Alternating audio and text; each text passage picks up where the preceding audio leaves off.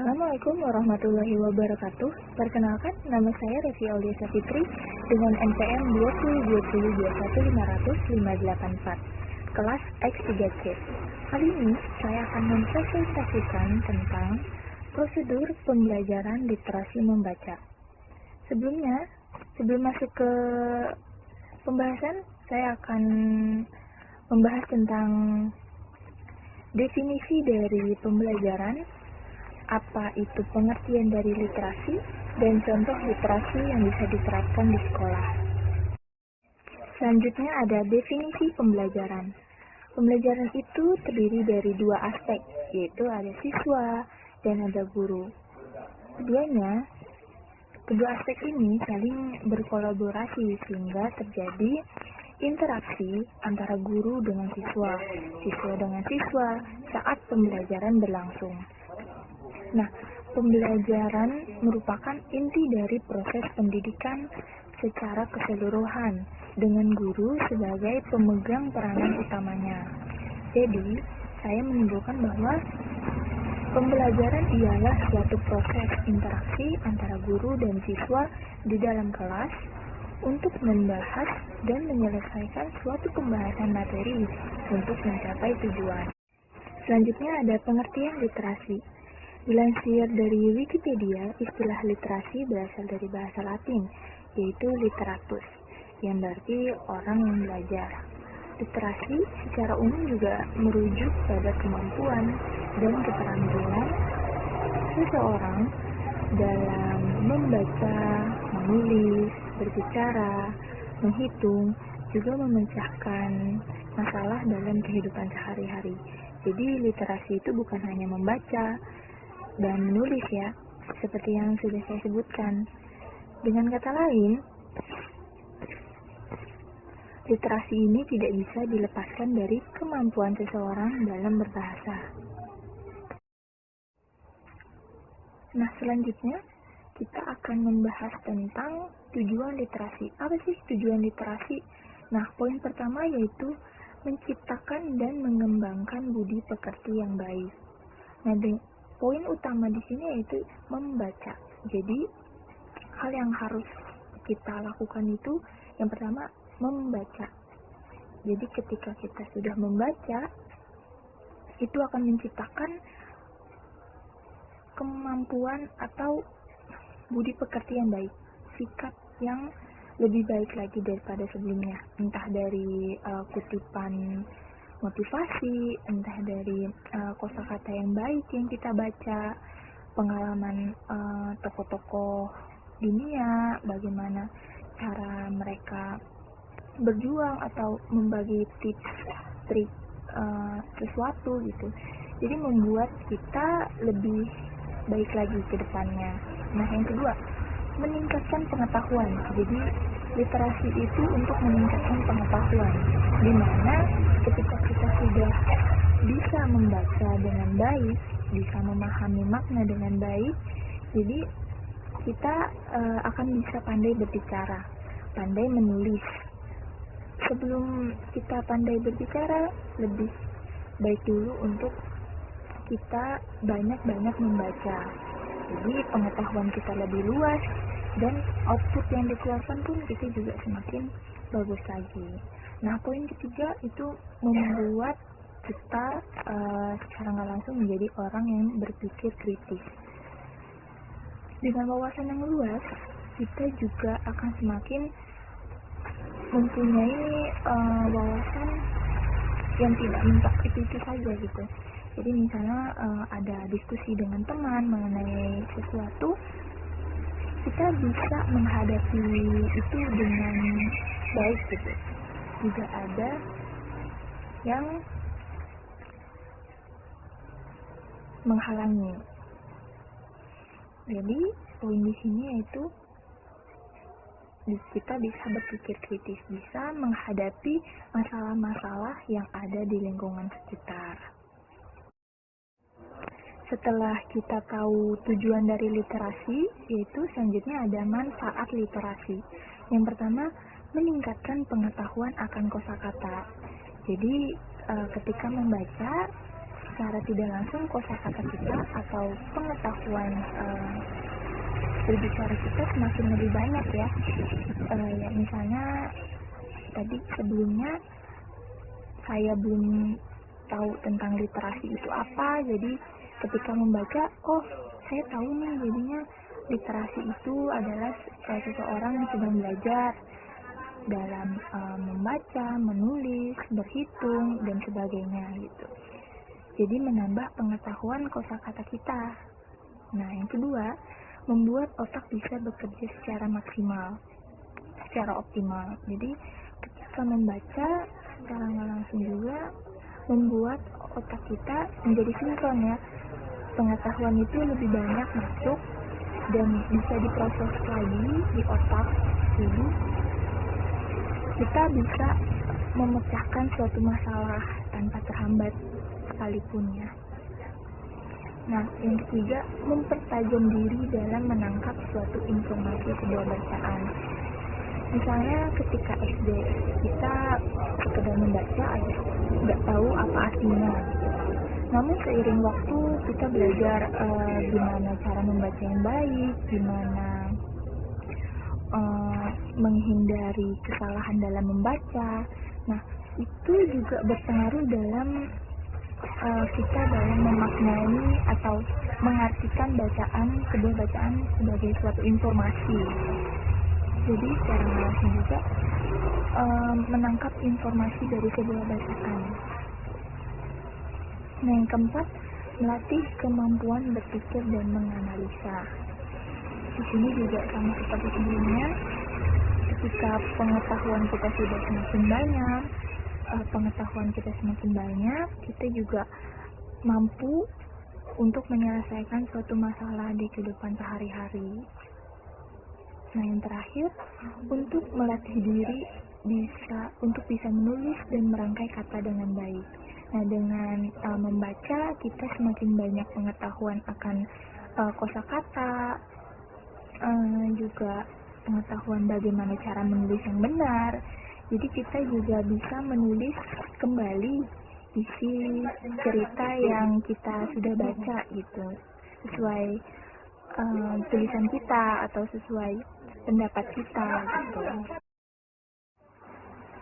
Selanjutnya kita akan membahas tentang contoh literasi yang bisa diterapkan di sekolah. Yang pertama, membaca setidaknya 1 buku per minggu. Jadi bisa dilakukan dengan guru memberikan tugas kepada muridnya dengan membaca 1 buku yang dikasih waktu seminggu sudah harus selesai membaca bukunya. Nah, itu bisa dengan guru memberikan referensi buku kepada murid, atau murid bisa mencari bukunya sendiri, kemauannya sendiri apa yang mereka ingin baca. Nah, itu biasanya lebih efektif tuh dalam membaca. Jadi mereka lebih tertarik apa makna atau apa isi yang terdapat dalam buku yang mereka pilih. Gitu. Yang kedua, membuat pohon literasi di setiap kelas. Nah, di sini ada gambarnya, itu membuat gambar pohon ya di sudut kelas, di belakang kelas, itu dimana bisa digambar pohon, terus di daunnya itu bisa ditulis kayak kata-kata bijak atau kalimat-kalimat dalam buku pelajaran. Jadi murid lebih tertarik untuk membaca, sehingga pembelajaran juga dapat berjalan dengan baik. Nah, yang ketiga, membuat read corner atau pojok baca. Jadi di sekolah bisa membuat pojok bacaan, bisa di sudut kelas atau di sudut kantin. Jadi murid kalau ada waktu senggang bisa membaca buku di sana selain di perpustakaan. Di slide selanjutnya, nah, membaca itu suatu proses yang dilakukan oleh pembaca untuk memperoleh pesan yang hendak disampaikan penulis melalui kata-kata. Nah, Membaca itu bukan harus menghafal kata demi kata, kalimat demi kalimat yang terdapat dalam bacaan, bukan. Yang penting itu untuk menangkap pesan atau ide pokok bacaan dengan baik. Nah, di sini ada prosedur pembelajaran literasi membaca. Yang pertama ada aktivitas prabaca, aktivitas membaca, dan aktivitas pasca baca. Nah, masing-masing aktivitas tersebut memiliki kegiatan yang berbeda pula. Nah, di sini yang pertama ada aktivitas pra-membaca. Nah, aktivitas pra-membaca itu kegiatan yang dilakukan sebelum melakukan kegiatan membaca, agar dapat memahami bacaan dan bisa melaksanakan kegiatan pasca baca dengan mudah. Maksud dari tahap prabaca ini untuk melatih siswa mengetahui tujuan membaca, memberikan motivasi, dan percaya diri. Nah, selanjutnya di sini saya akan menjelaskan tentang aktivitas yang terdapat dalam prabaca. Yang pertama, menentukan tujuan membaca. Kita harus menentukan dulu tujuan kita membaca itu apa. Misalnya untuk mengerjakan tugas, untuk menambah pengetahuan, atau hanya untuk hiburan. Nah, kita harus tentukan dulu nih tujuannya apa. Yang kedua, setelah tujuannya kita tahu untuk apa, menentukan bacaan atau buku yang sesuai. Jadi kalau misalkan kita mau mengerjakan tugas, berarti kita mencari buku-buku referensi yang bersangkutan, atau untuk hiburan aja berarti kita carinya bisa novel, bisa komik gitu. Selanjutnya membuat keputusan untuk membaca. Berarti kalau misalkan bukunya sudah dapat, kita memutuskan untuk membaca. Nah, selanjutnya mengaktifkan skemata yang dimiliki. Skemata di sini maksudnya bisa dilihat dari daftar isinya. Kita melakukan baca cepat gitu untuk mengetahui apa saja isi yang terkandung dalam buku tersebut. Gitu. Jadi secara garis besar kita tahu isi dari buku tersebut. Nah, selanjutnya membuat daftar pertanyaan. Membuat daftar pertanyaan di sini maksudnya apa saja hal yang membuat kita penasaran sama buku ini. Misalnya isi ceritanya tentang apa, buku ini menceritakan hal apa, dan sebagainya. Nah, selanjutnya tahap kedua yaitu dalam prosedur pembelajaran literasi membaca, yaitu aktivitas membaca. Nah, tahap ini merupakan tahap yang paling penting. Poin utamanya di sini, membaca. Nah, pada tahap ini, seseorang mengerahkan seluruh kemampuannya untuk mengolah bacaan atau kosakata menjadi sesuatu yang bermanfaat atau bermakna. Selanjutnya, kegiatan-kegiatan yang berhubungan dengan aktivitas membaca. Yang pertama, membaca dengan teliti bacaan atau buku yang sudah kita pilih. Nah, ketika buku yang sudah kita pilih, lalu kita membaca dengan hikmat, membaca dengan tidak melakukan kesalahan-kesalahan dalam membaca, seperti berbicara dalam membaca, lalu menggunakan telunjuk ketika membaca. Itu hal-hal yang harus dihindari ya. Selanjutnya, membuat analisis dan kesimpulan secara kritis. Ketika kita sedang membaca sesuatu, misalnya tentang buku masakan gitu, kita membuat kesimpulan apa saja yang terdapat dalam buku tersebut, terus langkah-langkahnya bagaimana. Itu kita bisa buat kesimpulan secara mandiri dengan bahasa kita sendiri. Selanjutnya, membuat catatan komentar atau ringkasan penting. Jadi sama seperti sebelumnya, kita membuat ringkasan penting apa-apa saja ide pokok yang tercantum dalam buku tersebut, informasi-informasi apa saja yang dapat kita dapat dari buku tersebut itu. Selanjutnya, mengecek kebenaran sumber. Di sini kita bisa misalnya mengetahui mendapatkan kosakata baru. Nah, kita bisa ngecek kebenaran itu misalnya di KBBI atau bisa di buku referensi lain itu. Selanjutnya, menghubungkan dengan gagasan penulis lain. misalnya menemukan kata yang kurang cocok gitu di telinga kita, terus kita membandingkan dengan pendapat orang lain gimana, terus kita bisa diskusi dengan orang lain, jadi menghasilkan sesuatu yang bisa disepakati. Nah, yang ketiga dalam prosedur literasi membaca yaitu aktivitas pasca baca. Nah, aktivitas pasca baca itu merupakan kegiatan yang dilakukan setelah membaca. Nah, apa sih tujuannya dalam aktivitas pasca baca ini? Nah, untuk mengecek atau menguji pemahaman terhadap bacaan yang telah kita baca. Kegiatan-kegiatan apa saja yang terdapat dalam pasca baca? Nah, yang pertama, menentukan sikap, menerima atau menolak gagasan atau isi bacaan. Nah, yang pastinya ketika suatu bacaan yang kita baca, rata-rata kan pasti kita akan menerima.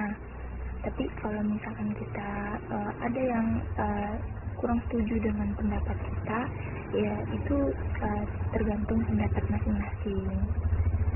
Nah, yang kedua, dapat mendiskusikan dengan orang lain.